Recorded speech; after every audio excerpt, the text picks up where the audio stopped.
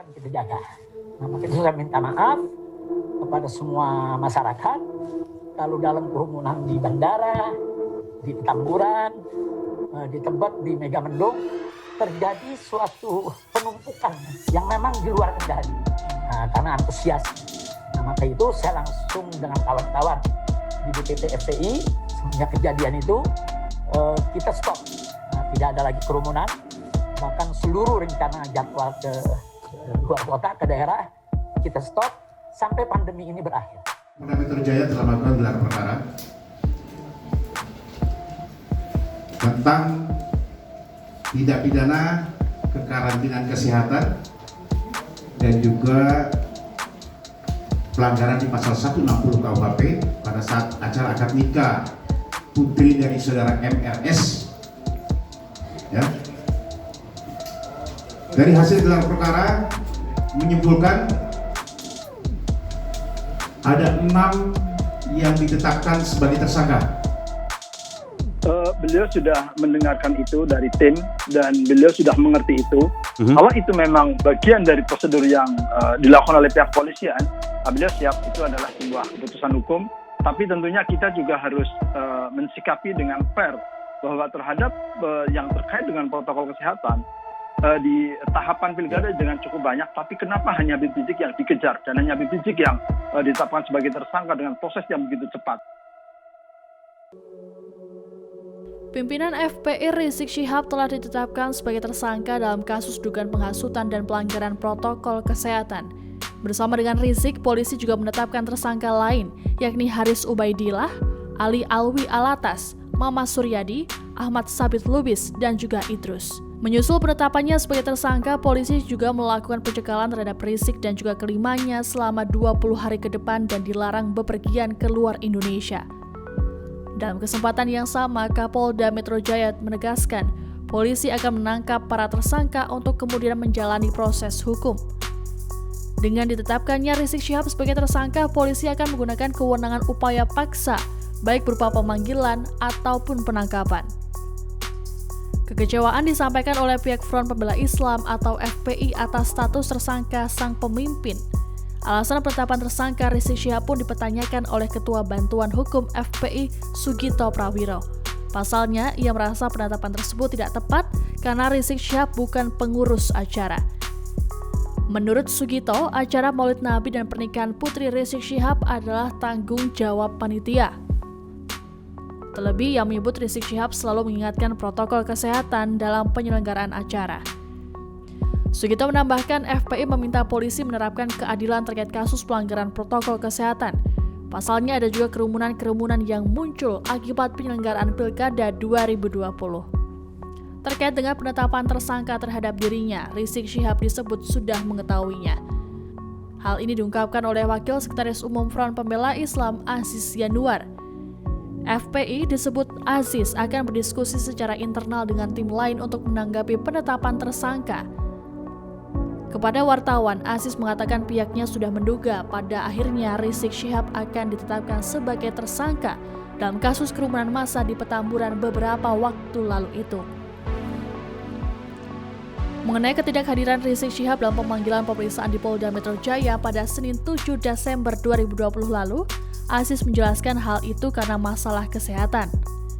Tim kuasa hukum sendiri menurut Aziz sejatinya sudah bertemu dengan tim penyidik gabungan untuk mengkomunikasikan soal pemeriksaan pimpinan FPI itu. Kendati demikian, Ketua Bantuan Hukum FPI Sugito Prawiro mengatakan Rizik Syihab mengaku siap mengikuti prosedur yang dilakukan pihak kepolisian serta keputusan hukum yang diterimanya. Dalam sebuah acara pada Kamis 10 Desember 2020, politisi PDIP Iwayan Sudirta memberikan tanggapan atas ditetapkannya Rizik Syihab sebagai tersangka. Anggota Komisi 3 DPR RI ini mengatakan bahwa sebagai warga negara yang baik tentunya harus mengikuti proses hukum yang berlaku. Hal ini sekaligus mengomentari soal Rizik Syihab yang sudah 2 kali mangkir dari panggilan pihak kepolisian soal kasus kerumunan di Petamburan, Jakarta Pusat beberapa waktu lalu. Dalam kesempatan tersebut, Iwayan Sudirta lantas mencontohkan sikap kesatria dari mantan Gubernur DKI Jakarta Basuki Cahayapurnama alias Ahok ketika saat itu harus berurusan dengan hukum.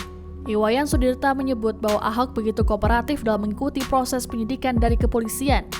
Menurutnya, Ahok telah membuktikan dirinya tidak kebal akan hukum. Selain itu, ia menambahkan Ahok lebih mementingkan kondisi masyarakat di luar sana supaya tetap kondusif, yakni dengan menerima semua keputusan polisi. Oleh karenanya, dirinya berharap sikap yang ditunjukkan Ahok bisa diikuti oleh siapapun ketika berurusan dengan hukum, termasuk Rizik Syihab. Apabila ingin membantah atau melakukan pembelaan, menurutnya bisa dilakukan di tempat yang sudah disiapkan, yakni di pengadilan.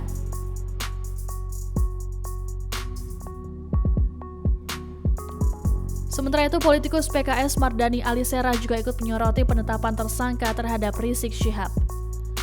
Mardhani mengakui aparat memang punya hak untuk menetapkan tersangka, tetapi kondisivitas di tengah pandemi harus menjadi bahan pertimbangan.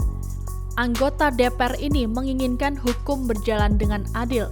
Untuk itu, ia mengaku pihaknya siap mengawal proses hukum Rizik Syihab.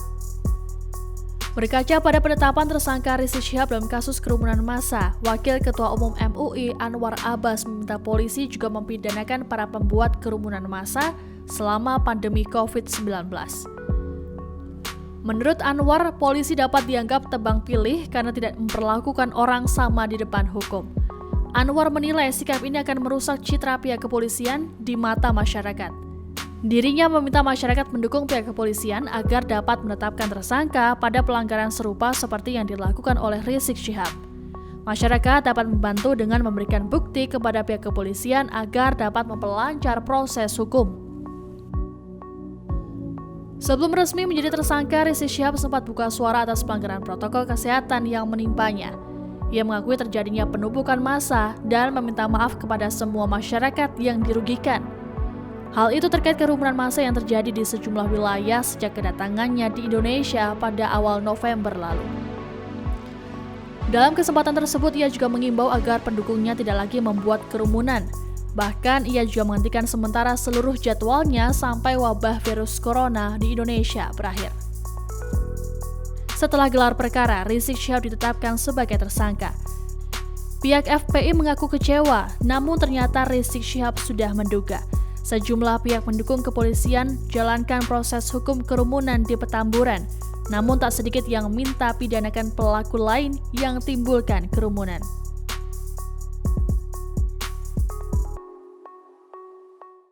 Terima kasih sudah nonton. Jangan lupa like, subscribe, dan share ya.